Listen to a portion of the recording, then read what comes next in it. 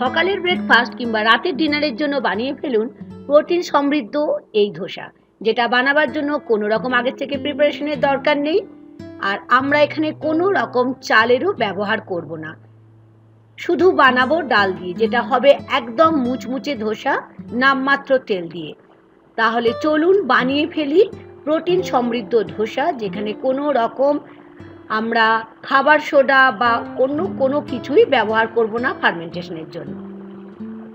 প্রথমে দেখে নিন কি করছি। আমি এখানে মুসুর ডাল, ছোলার ডাল, মুগ ডাল, আর নিয়েছি সবুজ মুগ ডাল, আর নিয়েছি অরহর ডাল। 5 রকমের ডাল দেখে নিন, আমি দেখিয়ে দিচ্ছি। 1-4 কাপ করে প্রত্যেকটা ডালের মাপ, মানে আমি এখানে নিয়ে নিচ্ছি টোটাল 2 কাপ ডাল। 5 রকমের ডাল নিয়েছি আমি, আপনারা আপনাদের পছন্দ মতো 3 রকম 5 রকমেরও নিতে পারেন।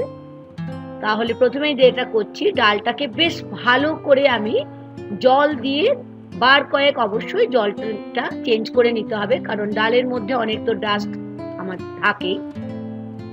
এখন কি করতে হবে, ভালো করে ধোয়ার পরে বেশ খানিকটা জল দিয়ে ডালটাকে আমি ঢাকা দিয়ে 4 থেকে 5 ঘন্টা ভিজিয়ে রাখতে হবে। এই টাইমটা বন্ধুরা দিতেই হবে, তবে বানানোর জন্য কোনো রকমই সময় লাগবে না। 5 ঘন্টা পর ফেরত এলাম, দেখে নিন প্রত্যেকটা ডালই একদম সুন্দরভাবে জলটাকে শোক করে একদম সুন্দরভাবে ফুলে উঠেছে। এটা এতটাই স্বাস্থ্যকর, একদম ছোট থেকে বড় সকলেরই ভীষণ ভীষণ পছন্দের এই ধোসাটা তৈরি হবে। জলটাকে বেশ ভালো করে ঝরিয়ে নিলাম। এখন নিয়ে নিচ্ছি একটা মিক্সির জার। মিক্সির জারের মধ্যে যে 5 রকমের ডাল আমি ভিজিয়ে রেখেছিলাম, সেই ডালটাকে আমি পুরো নিয়ে নিচ্ছি। এর সাথে নিচ্ছি কিছু আদা, নিচ্ছি 2 থেকে 3 পিস। সাথে নিলাম 2 পিস রসুন, এটা অপশনাল, নাও নিতে পারেন। নিলাম 2টো কাঁচা লঙ্কা, ঝালটা বন্ধুরা নিজেদের পছন্দ মতো নেবেন। নিলাম বেশ খানিকটা কারি পাতা আর বেশ খানিকটা ধনে পাতা, অবশ্যই ধনে পাতা আর কারি পাতা দিতে লাগবে। নিলাম হাফ কাপের মতো জল। প্রথমেই কিন্তু বেশি জল একদমই দেবেন না।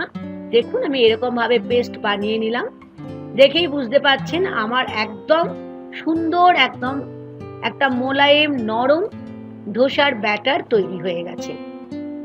দেখলেন কত সহজেই ধোসার ব্যাটার তৈরি হয়ে গেল।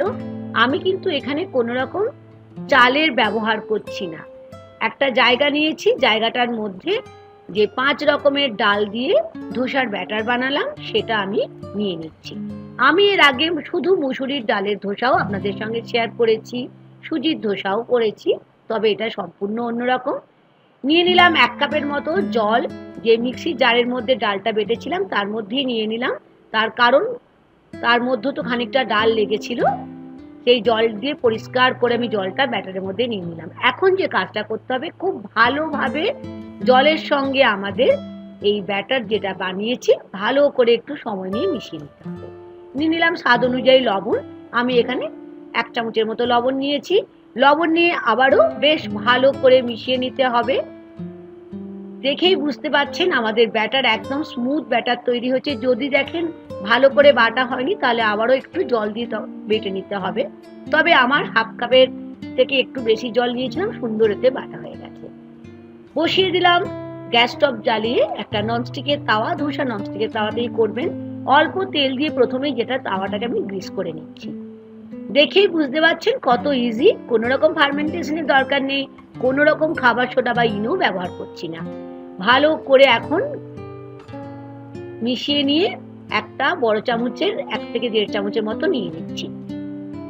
এখন ফ্লেমটা অবশ্যই কমিয়ে রাখবেন। ঠিক এরকম ভাবে দেখুন, ঠিক ভেতর থেকে বাইরে এরকম করে গোল করে আমি এটা বিছিয়ে দিলাম। ধোসা তো আপনারা বানিয়েই থাকেন। অল্প তেল নিয়ে নিলাম, এখন ফ্লেমটাকে মিডিয়ামে রেখে দিলাম। ব্রাউন যখন দেখবেন একদম ব্রাউন কালার হয়ে গেছে, তখনই বুঝবেন আমাদের ধোসা তৈরি হয়ে গেছে। দেখেছেন কতটা মুচমুচে লোভনীয় একটা ধোসা তৈরি করলাম। আশা করি আজকের রেসিপি মিক্সড ডালের ধোসা আপনাদের ভীষণই ভালো লেগেছে, যেটা প্রচণ্ডভাবে হেলদি, ডায়াবেটিক রোগীরাও খেতে পারবেন, যে কোনো কেউ খেতে পারবেন। অনুরোধ থাকলো একবার বানিয়ে খাবেন আর আমাকে জানাতে ভুলবেন না কেমন হয়েছে আজকের রেসিপি। আমি এখানে সস আর মেয়োনিজের সঙ্গে পরিবেশন করছি। তবে আপনারা এখানে যে কোনো ধরনের চাটনি দিয়েও করতে পারেন, তবে এই ধরনের ধোসাটা চাটনির থেকে ভালো লাগবে, তবে চাটনির থেকে সস বা মেয়োনিজের সঙ্গে বেশি ভালো লাগবে। দেখলেন কতটা মুচমুচে হয়েছে, আমি দেখিয়ে দিচ্ছি, একদম ব্রাউন কালার। তেল তো নামমাত্র নিয়েছি। আমি তো খেয়ে দেখবো, আপনারা কিন্তু খেয়ে দেখবেন আর জানাতে ভুলবেন না কেমন লাগলো আজকের রেসিপি। দেখতে দেখতে লাইক আর শেয়ার করতে ভুলবেন না বন্ধুরা। নতুন বন্ধু হলে কুকিং উইথ মুনমুনের সঙ্গে থাকার অনুরোধ থাকলো, আমার চ্যানেলটিকে সাবস্ক্রাইব করে নিন। আবার দেখা হবে নতুন কোনো এক রেসিপি নিয়ে। আজ এই পর্যন্ত বন্ধুরা, থ্যাংক ইউ।